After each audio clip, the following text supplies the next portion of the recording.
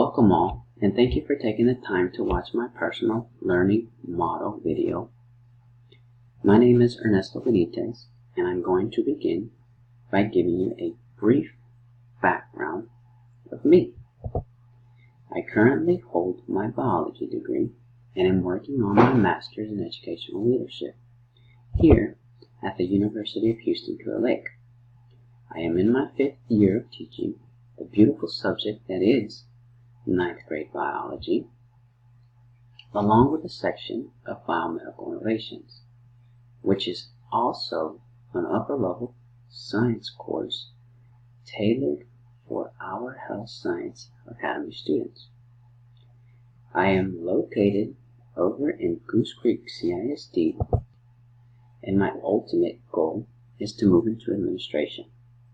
I have worked as a science educator for 2 other districts, all within a 30-mile radius, and have found that not all students are created equal.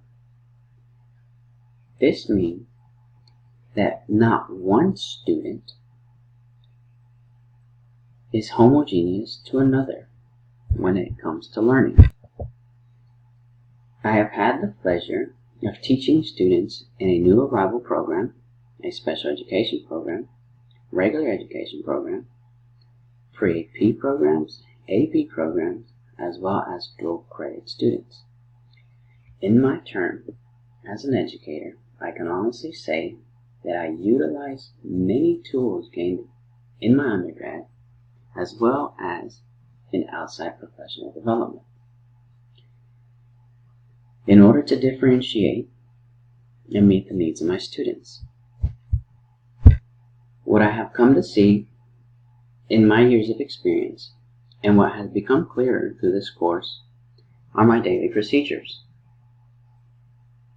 My style of lesson planning and my way of teaching are all molded the way that they are because of past theorists. After this course, I have a better understanding of the psychology and theory that plays into instruction in our educational system. Believe it or not, I only took 1 undergrad course on educational psychology, and my knowledge of instruction and theory before this course was quite limited. Before this course, I quickly caught on to the fact that not all students were intrigued by biology as I was.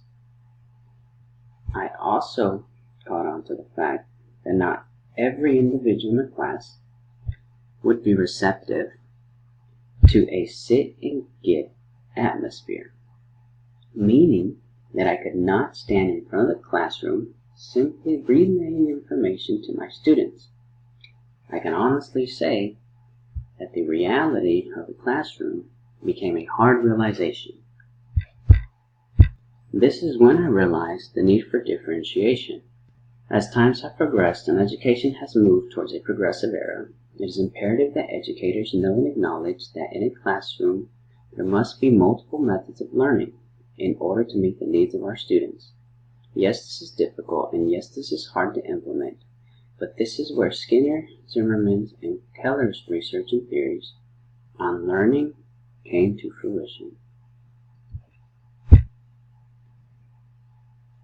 Just in case you need a brief overview, Skinner believed that environmental cues are the cause for behavior, while Zimmerman believed that behavior is a mental process from within. Keller stated that inquiry arousal is a deeper level of curiosity activated by creating a problem situation which can be resolved only by knowledge-seeking behavior. One model used to demonstrate this is the ARTS model, where topics and information are delivered to the students to get attention, make the topics relevant, build students' confidence, and to obtain satisfaction. Being at the 9th grade level, I personally work with objectives and process teaks. These are the minimum goals and standards which the students must achieve at the end of each lesson or unit. It is our job as educators to gain the students' interest and motivation to complete the task at hand by presenting the topics in a way that encourages curiosity and inquiry. In biology, Most of the time, we relate it to the human body and its cellular processes. These processes are good to relate to the students as hormonal and cellular changes could be occurring personally. This approach tends to get the students' curiosity, as everyone who has a personal connection automatically has some form of buying into the presented topic. However, before we even get there, I want to talk about the process that occurs in the first 2 weeks of instruction. The first 2 weeks of instruction are crucial to the success of the classroom, as this is when students are learning the general rules and procedures of one's classroom. Excuse me. One thing that is emphasized to all teachers in undergrad and by most instructional coaches is to set the standard or the bar, set the rules, and set the classroom procedures of your classroom. Taking a look at Skinner's theory on behaviorism, he believed that environmental cues are the cause for behavior, and in the classroom this is true. We train students to walk in, have their interactive notebooks, have their writing unit, and be prepared for class. Furthermore, we also teach students to walk in, begin working on some form of a warm-up, and prepare to discuss the day's topics. Over time, the classroom rules and procedures become subconscious.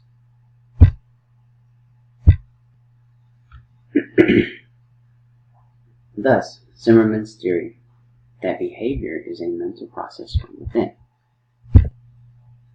When we plan, or rather, when I plan, I try to follow some of John Keller's motivational theories, along with Gagne's theory of instruction. As stated in Keller's motivational theory, he states that inquiry arousal is a deeper level of curiosity activated by creating problem situations which can be resolved only by knowledge-seeking behavior. Where Gagne's theory of instruction includes 9 steps to developing meaningful instruction. In order to maximize my students' learning and ensure that there is a plan for the day's lesson, I am required to submit daily lesson plans. In my lesson plan, I always start by having the students acknowledge the topic and the goals for each class, followed by an engagement activity. This engagement activity encourages students to bridge the gap between what they know and what is going to be taught. After the engagement activity, the students undergo a guided activity, which is facilitated, followed by independent practice, or reteaching if needed, and finally, an assessment. In order to keep the students self-motivated to learn, I do not use the same style of resources repeatedly, as over time this becomes habitual and boring to my students. No lesson is the same, and it only improves as the day progresses from period to period. Most of my activities and resources encourage students to listen, act, and move, and constantly rotate and interact with others. There are many days I contemplate issuing a worksheet and taking a seat at my desk, as this style of teaching is very difficult to accomplish, simply because there are many moving parts and it takes much preparation on my end before the lesson. However, I take pride in the fact that a timer counting down to the end of class and my unused desk and chair are about the only things consistent in my classroom. I have found that this style of teaching works best for me, and I have also been told by my students every year that my style of teaching allowed them to become involved once again in science.